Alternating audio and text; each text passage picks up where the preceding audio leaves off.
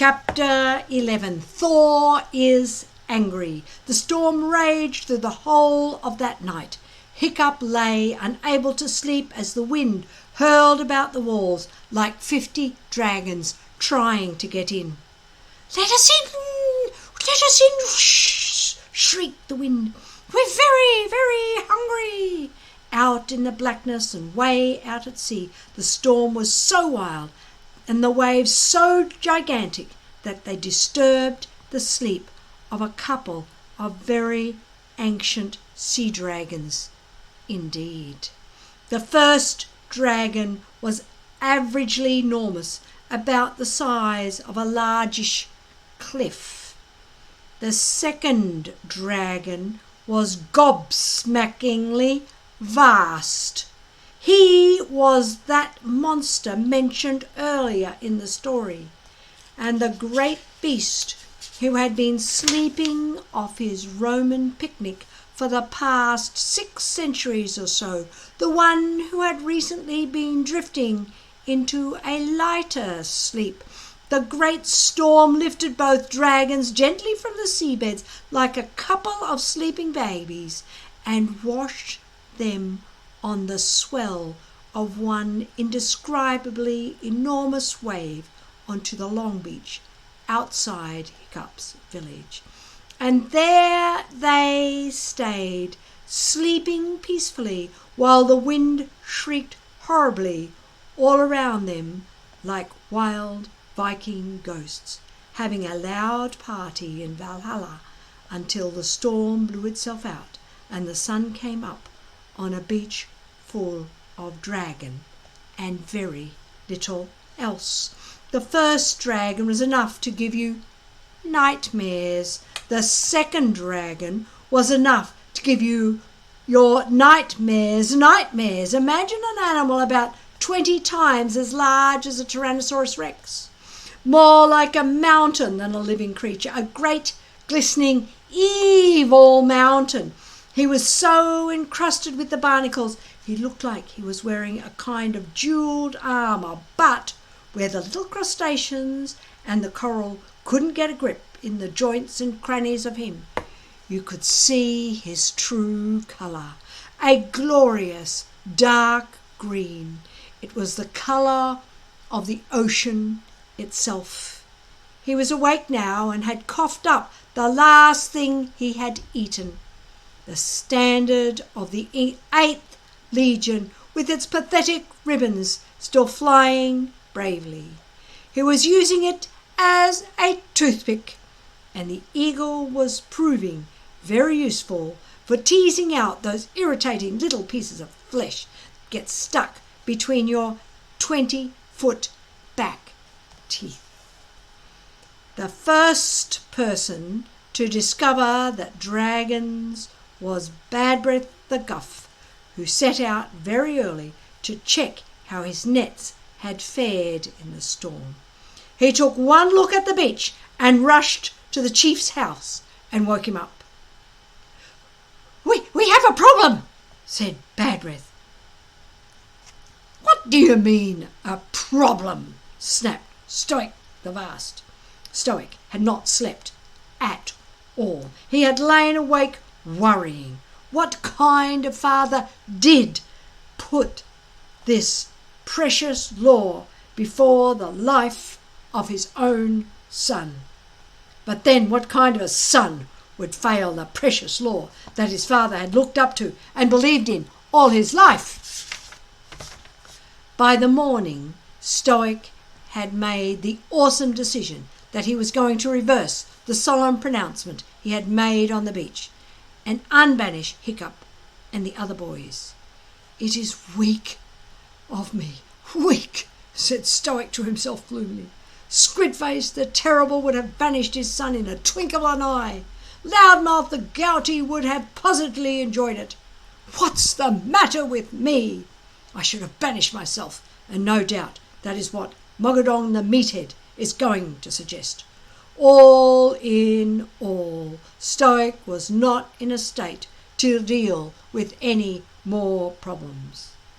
There are a couple of "Humongous dragons on the long beach," said Bad Breath. "Tell them to go away," said Stoic. "You tell them," said Bulwer.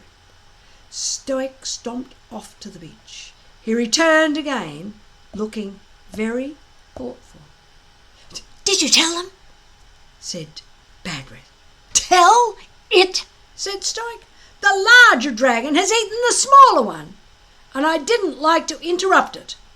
I think I shall call a council of war." The hooligans and the meatheads woke that morning to the terrible sound of the big drum summoning them to a council of war, only used in times of a dreadful crisis. Hiccup woke with a start. He had hardly slept at all. Toothless, who had crept into bed with Hiccup that night before, was nowhere to be seen, and the bed was stone cold, as he had obviously been gone for some time. Hiccup dragged his clothes on hurriedly. They had dried overnight and was so stiff with salt it was like putting on a shirt and leggings made out of wood. He wasn't sure what he was meant to do, as this morning was the morning he was supposed to go into exile. He followed everybody else to the great hall. The meatheads had spent the night there anyway, because it had not been the weather for camping. On the way he bumped into Fishlegs. He looked as if he had slept as badly as Hiccup. His glasses were on crooked. "What's happening?" asked Hiccup. Fishlegs shrugged his shoulders. "Where's Horrocrow?" asked Hiccup. Fishlegs shrugged his shoulders again. "Where's Horrocrow?" asked Hiccup. Fishlegs shrugged his shoulders again. Hiccup looked around at the crowd pushing its way toward the great hall and noticed there was a domestic dragon. Number 3. Hiccup took... Number 4. Hiccup looked around at the crowd pushing its way toward the great hall and noticed that there was not a domestic dragon to be seen.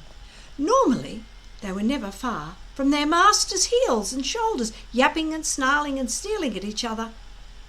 There was something faintly sinister about the disappearance. Nobody else had noticed. There was tremendous babble of excitement and a crush of enormous Vikings that not everybody could get into the great hall, and there was a big jumble of barbarians shouting and shoving outside. Stoic called for silence. "I have called you all here today," boomed Stoic, "because we have a problem on our hands. A rather large dragon is sitting on the long beach." The crowd was deeply unimpressed. They were hoping for a more important crisis. Magadons voiced the general disapproval. "The big drums are only used in times of ghastly, deadly peril," said Mogadon in amazement. "You have summoned us here at a horribly early hour." Mogadon had not slept well on the stone floor of the great hall, with only his helmet for a pillow. "Just because of a dragon? I do hope you are not losing your grip, Stoic." He sneered, hoping that he was. "This is no ordinary dragon," said Stoic. "This dragon is huge, enormous, gobsmackingly vast. I've never seen anything like it. This is more like a mountain than a dragon." Not having seen the dragon mountain, the Vikings remained unimpressed. They were used to bossing dragons about. "The dragon," said Stoic, "must of course, be moved. But it is a very big dragon. What should we do, old Wrinkly? You're the thinker in the tribe. Oh, you flatter me, you're stoic, said old Wrinkly, who seemed rather amused by the whole thing. It's Sidragonus Giganticus Maximus, and a perfectly big one, I'd say. Very cruel, very intelligent, ravenous. Very cruel, very intelligent, ravenous appetite. But my field is early Icelandic poetry, not large reptiles. Professor Yobberish is the Viking expert on the subject of dragons. Perhaps you should consult his book on the subject. Oh, of course. How to Train Your Dragon, wasn't it? I do believe that Gobber burgled that very book from the Meathead Public Library. He gave a naughty look at Mogadon, the Meathead.